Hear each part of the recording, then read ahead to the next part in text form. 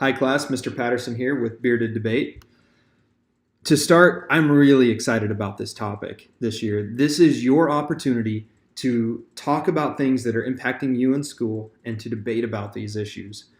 Now, this case today is related to discipline issues, and I'm going to be reading through a lot of evidence that will let you know what our case is going to be about, give you a quick, well, not quick, but a way to get a lot of insight into this, and then we'll cut this down later so that it can be a solid 8-minute speech, and we'll also add some fluff to it, some pretty talking points, as Keith Miller would call it. I'm going to go ahead and get started. I'm going to start out with an observation that we might cut, but I'm going to start going down the flow, and I hope you enjoy this and flow along with me. If you have any questions, comment below. Observation 1. Equality of opportunity is a key objective of elementary and secondary education in the United States, Ravitch 13. The core principle of American public education is supposed to be the equality of educational opportunity, not a race to the top or a free market of choices with winners and losers. Our goal as a society, which we have never achieved, is to provide an education of equal quality to every child so that each of them has an equal chance to succeed in the world. Gordon, 16. Without question, education is the key to progress and prosperity in the United States today. Whether fair or not, educational opportunity and academic achievement are directly tied to the social divisions associated with race, gender, ethnicity, first language, and social class. The level of quality of educational attainment either open the door of opportunity or close them. Contention 1, harms. The existing policies of school discipline undermine quality of education opportunities. Subpoint A. School discipline policies cause an excessively high dropout rate. Heidsieck 16. Increased dropout rates are directly related to the repeated use of suspension and expulsion. Students who have been suspended or expelled are more likely to experience poor academic performance and eventually drop out. Additional suspensions increase the likelihood. The National Center for Education Statistics documents this: 31% of high school sophomores that drop out of school had been suspended 3 or more times, a rate much higher than for those who had not been suspended at all. High dropout rates impose a significant cost on students and society. Robinson 15. The nation forfeits $156 billion in income and tax revenue during the lifespan of each annual cohort of students who do not graduate from high school. Wow. This cohort also costs the public $23 billion in healthcare costs and $110 billion in diminished health quality and longevity.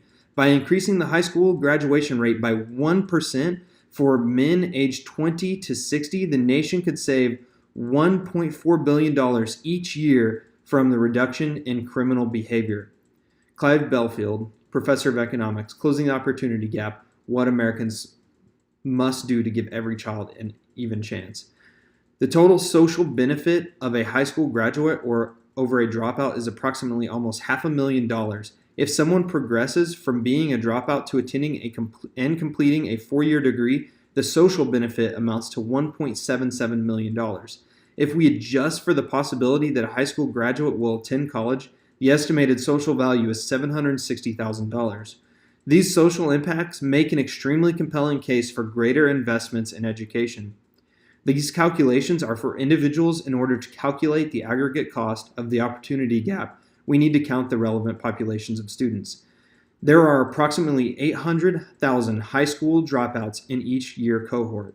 Therefore, the aggregate fiscal burden is $150 billion and the aggregate social burden is $610 billion. C. School discipline policies discriminate against minority students. Haley 14. The unequal treatment of low-income students of color is exacerbated by high disparities in the rate of severity of school disciplinary practices along racial lines. Minority children, as well as children with learning and emotional disabilities, are removed from the classroom, suspended, and expelled at far higher rates than white and non-disabled children. Thus, often the children who most need instruction time and guidance are excluded from the educational environment. Subpoint D. School discipline policies cause increased crime. DePascal 14. In addition to the overlap between special education and juvenile delinquency, school exclusion also carries over to the juvenile justice arena. School exclusion may contribute to delinquent behaviors. Youth who are disaffected and or failing school prior to any involvement in the juvenile justice system are at greater risk of entering that system. During the 2002 to 2003 school, an estimated 89,000 students were expelled.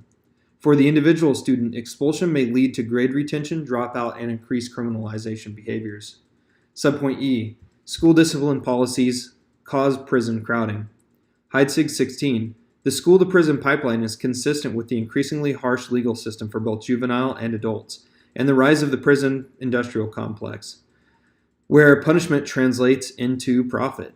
These policies exactly mirror the get tough practices associated with the war on drugs, broken windows policing, and the corresponding rise in mass incarceration, a trend that has resulted by a more than tenfold increase in incarceration in a period of 40 years. Contention 2 inherency. Zero tolerance policies perpetuate inequality of educational opportunity. Subpoint A. Zero tolerance policies are now used in schools throughout the United States. Clemson 15. In the wake of the highly publicized school shootings and stabbings, many schools have chosen to use the zero tolerance policies as a starting point for their discipline policies. While each school district's discipline policies are unique, these strategies, detention, suspension, and expulsion, are used to handle most issues. Detention is normally used for small problems that arise, like being tardy, misbehaving in class, class disruption, and other small failures in following the rules. A recent surge of zero tolerance policies in schools which mandate certain punishments for school infractions, regardless of mitigating circumstances or available disciplinary alternatives, has aggravated this situation. This exclusion can be devastating. When children are excluded from their regular classrooms for even a few days, their education is negatively affected. The longer the time the child spends away from the school, the more severe the educational impact. Subpoint B. Zero tolerance policies result in the criminalization of youthful behavior. DePascal 14. Zero tolerance has led to the criminalization of student behavior. Schools now contract for police officers, commonly referred to as school resource officers, to be present in their schools. With the on-site presence of the police in the school building, there has been an increase in juvenile charges resulting from the student conduct at school. Ironically, this is occurring at a time when juvenile crime rates have been decreasing. Subpoint D. Zero tolerance policies channel secondary school students into the justice system. This is Berliner 14. Ordinarily, students accused of assault, fighting, or possessing a weapon are processed through the juvenile justice system, and those officials determine whether the student goes to a treatment center or to an alternative school. Studies have shown that the prevalence of zero tolerance has resulted in school officials routing record numbers of students through the juvenile justice system. Thus, the plan. The United States federal government will substantially increase the funding and regulation of elementary and secondary schools by adopting the Student Disciplinary Fairness Act. Specifically, the Act will ban the use of zero tolerance discipline policies for schools receiving federal funding and replace them with a program based on restorative justice. The Act will provide grants to schools designed to train school officials in the proper use of de-escalation and restorative justice techniques. We reserve the right to fiat, funding will be by normal means, and this will be enforced by the Department of Education. Contention 3, solvency. Use of the restorative justice model will substantially improve equality of educational opportunity. Subpoint A. The restorative justice model brings an end to zero tolerance policies. Heidsig 16. Restorative justice is one of the most promising alternatives to zero tolerance. The growing use of this method by grassroots organizations and both adult and juvenile justice systems has now expanded to schools. The model rejects the usual search for blame and punishment and offers all parties a chance to mediate the conflict and repair harm. Nakagawa notes, I don't know how to pronounce that, sorry. Unlike our current system, the central goal in restorative justice among grassroots practitioners is not avenging the past, but creating a better future for all involved. Rather than focusing on what rules were broken, a restorative justice system looks at what harm was done and focuses on how to best repair the harm by giving the victim of the crime and the community in which the crime was committed a voice and a role in the process of achieving justice. Subpoint G. The restorative justice is working in some schools right now. Heidsig 16. The pioneering work of restorative justice for Oakland youth in the public schools there offers a template for the expansion of this model, now used in a number of schools in Chicago, Philadelphia, Portland, and Denver, and recently adopted in schools statewide by Colorado. The program was piloted in a few schools in 2007 and was so successful that it adopted citywide in 2010. Suspension and expulsions have declined by more than 76%. Racial disparities in discipline have disappeared, and the overall climate is one of supportive engagement. Subpoint C, the ending school to prison pipeline saves money. Metzger 15. Many of these undereducated students enter the school to prison pipeline. Going from school into the criminal justice system, paying for prison is much more costly than paying for education. Most states are spending 3 to 4 times more per capita incarcerating prisoners than they are educating students.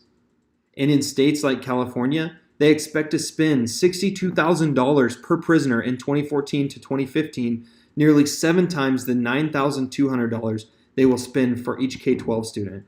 We would be much better off as a society by significant investing in our youth through things like education than by applying punitive measures. Thank you.